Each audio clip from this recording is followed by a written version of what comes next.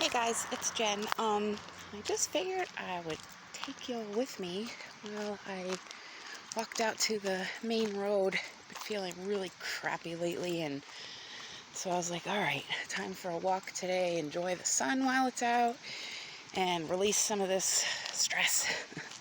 So that's what I'm doing, and it's really nice today. A quick shot here. Blue skies, sun, dark cloud there, but overall complete 180 from what it has been lately. And I found a cool feather already. So this spot, even though there's traffic on this road and a bridge, this is a gorgeous little view I thought I would share. I'm on the little bridge right now, and look at that. Not too shabby, huh? So there's some nature therapy from me to you. Now watch me drop my phone. That would be my luck. Anyways, so I came out because, I don't really express truthfully my whole situation. A lot of you that have been with me for quite some time know my struggles in my personal life. Sorry. The thing is that, being up here in Pennsylvania, away from home, I'm from Florida, I have no family up here or anyone, and let me just state before I say any of this, it's not a pity party, it's not a, woe is me, cry, cry, cry. The reason I don't voice these things is because I always feel like that's how people will take it, or that I'm like admitting some kind of weakness by reaching out, or anything like that. But truth be told, my ex took my kids back in 2012. I followed up here with nothing, literally on a Greyhound bus, to try to fix it, and just being threatened or under control and manipulation by him.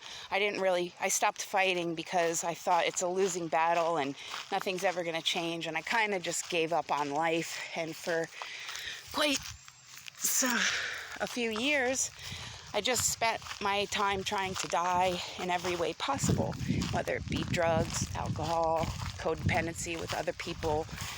There was no point for me to even be here.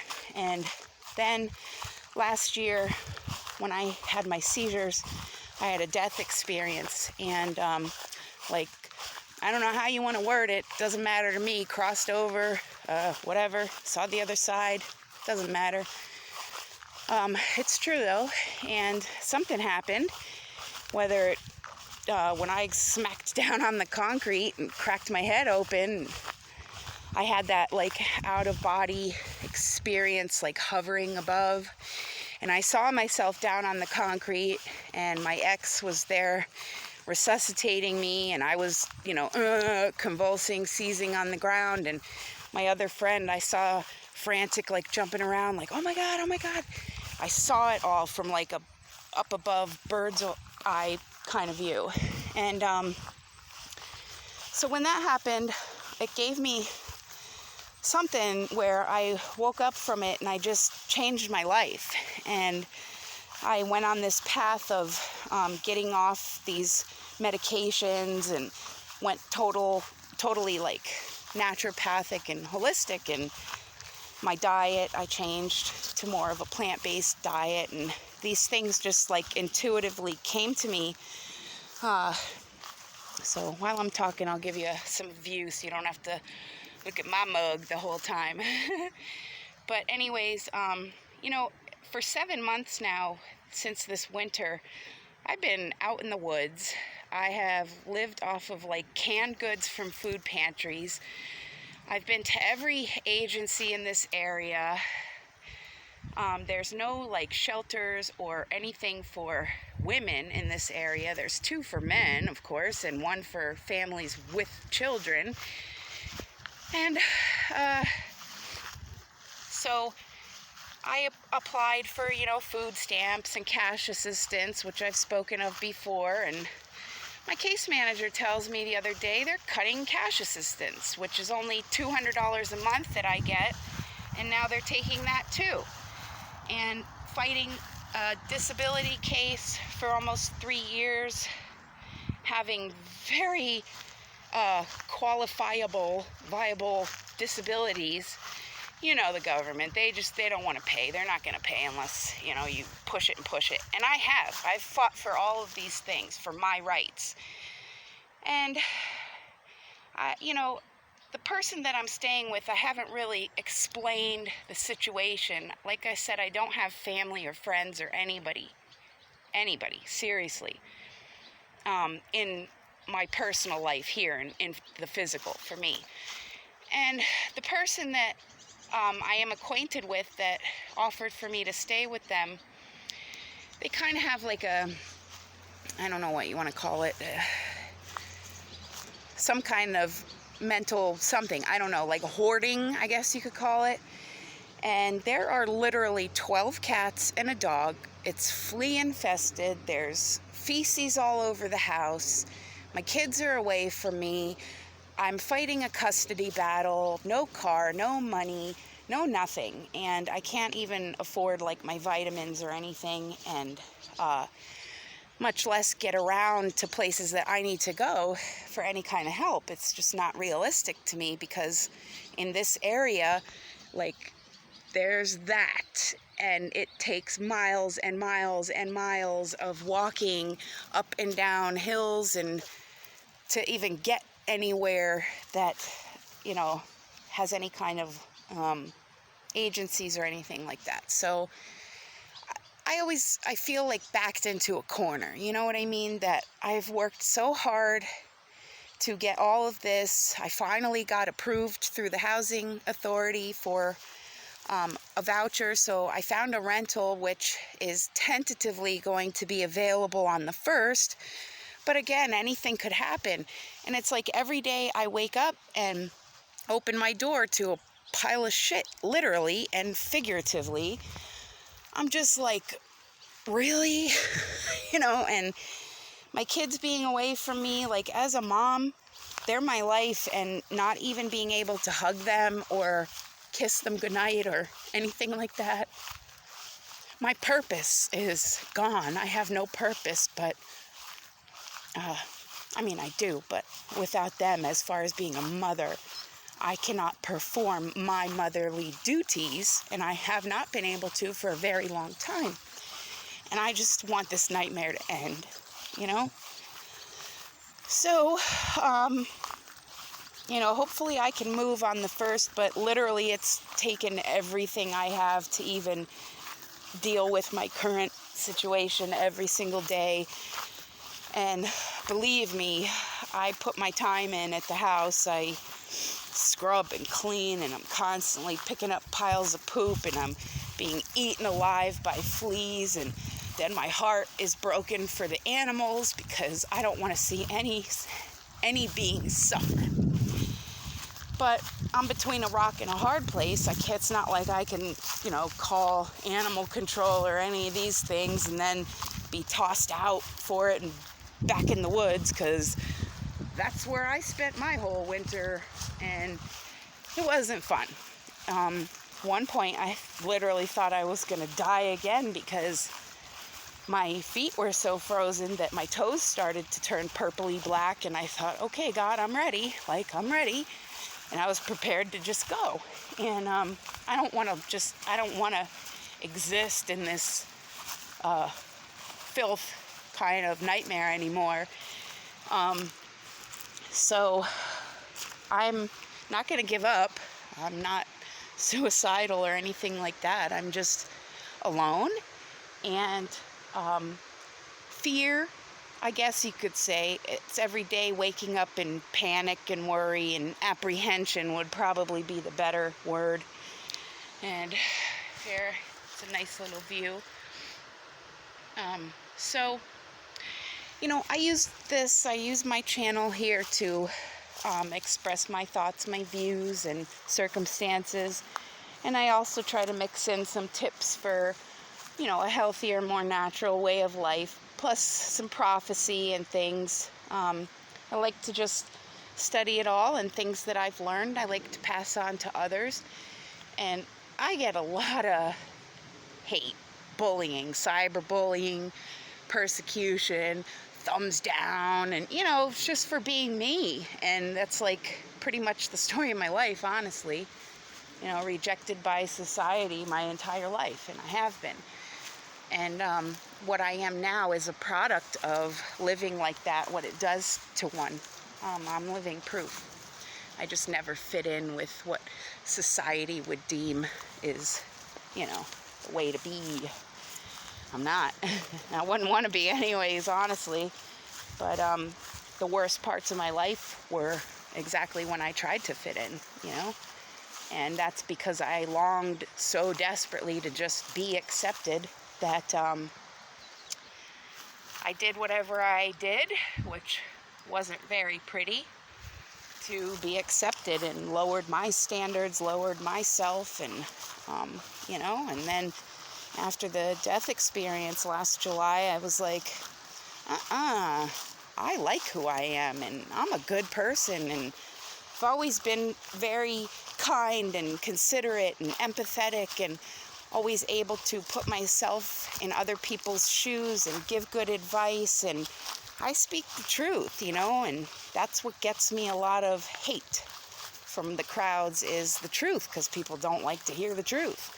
They like to hear what, the pretty little things with glitter and rainbow and unicorns, and I'm not a sugarcoater. So anyways,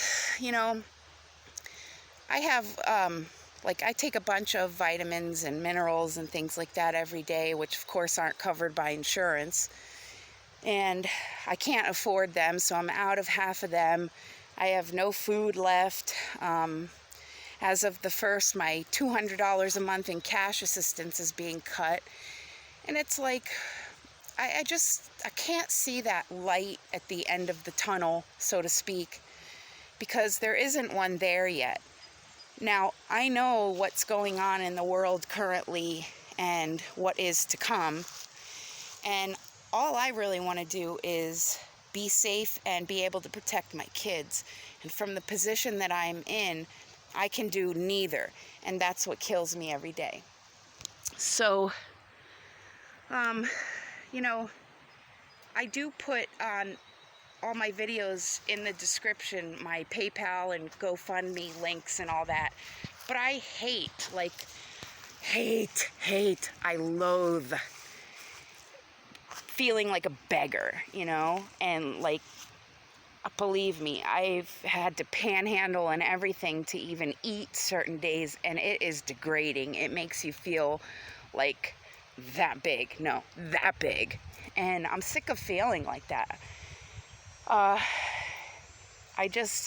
at a loss anymore, because without food, you die. Without your medications, you die because you get sick. And what is the answer? I don't know. And I just reach out on my channel here because you guys, my YouTube family, are like my therapy. You're my solace. You're my friends, brothers and sisters. I love you all. You know that. Pray for everyone every day, every single day. I try to do as much research on current events as I can to keep all my loved ones prepared, and try to just help. And some of us in this world today have been called to do that. And we're here for a purpose, and that is to help bust down the matrix, so to speak, and rebuild that new earth, 5D, heaven on earth life for everyone, whether we are here to experience it or not. So I just want to do my part and do what I can, while I'm here. And I'm not afraid of what comes next, because I've seen it. And I know where I'm going and back to, and that comforts me, but at the same time, I don't want to leave my kids behind in a pile of crap in this cesspool of a world we live in today, swimming amongst the other feces, right, shoulder to shoulder, while the proverbial toilet is being flushed and we're all drowning. And there's a lot of things coming up. I mean, anyone that knows anything about the current events of the world and what's to come, you know that in order for things to be rebuilt and renewed and rebirthed, the old has to be completely broken down first. And the powers that be that control this world right now are pulling every last stop to try to thwart any efforts in them losing their power. And we see this happening all over.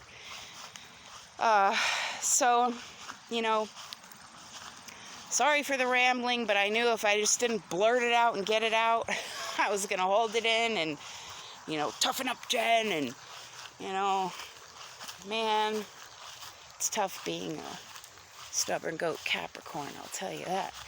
Anyways, you know, I would just ask, please, for your prayer that some miracle will happen. I pray for divine intervention every single day. I cry every day. I talk to myself every day, and I journal books upon books upon books, and get it out in my writings and different things like that. But it helps to voice things too, and, you know, get encouragement and support. And I love you all for that, you know. And so I'm continuing to pray for all of you. Stay safe, keep looking up, stay prepared. If you would like to maybe try to discern coming events for yourself, I would highly suggest reading the book of Revelation. All the prophets that have gone before, they didn't think up these things for themselves and write them. They were gifted by God through the Spirit, which is called the Holy Spirit, or the Chi, or the Prana, whatever you want to call it. It was a gift given to them in dreams, visions, and such, and then it was recorded. And yes, throughout the years, different religious institutions have corrupted that, removed things, added things, changed names, blah, blah, blah. But, you know, there's a reason it says those who have eyes to see will see, and those who have ears to hear will hear. Because those parables and things, and they're metaphors, they're analogies, and they were written that way purposely so that only those who were meant to be able to decipher or decode it would be able to. And some of us can. And, you know, just buckle up, everyone, because it's got to get worse before it can get better. And I am like nobody in this world, no one, nothing. I don't have a platform like some of these big time people have, where they have, you know, a team working with them and stages and all that. You know, I just try to do my part, even if that is just keeping myself in a certain frame of mind, knowing that I, as one singular being, have an effect on the collective whole. So even by staying positive or bettering myself, it is helping better everyone else.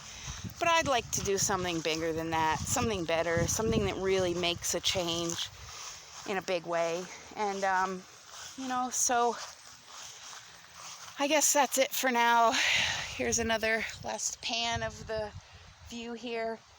I'm going to go sweat out some of this frustration and then go do a meditation and try to just take in this energy and ground it and, you know, get some semblance of clarity or balance. And I love you all very much, and I hope everyone remembers to just stay peaceful, you know, love thy brother as thyself. And please, anyone watching, instead of a thumbs down, just don't watch, exit, you know. It's not going to hurt my feelings, but the thumbs down, it's just cruel, you know, and I don't do that. When I see something, I'm not into it, I just go on to something else. I don't thumbs down anybody's ever. I never have. So, sending my love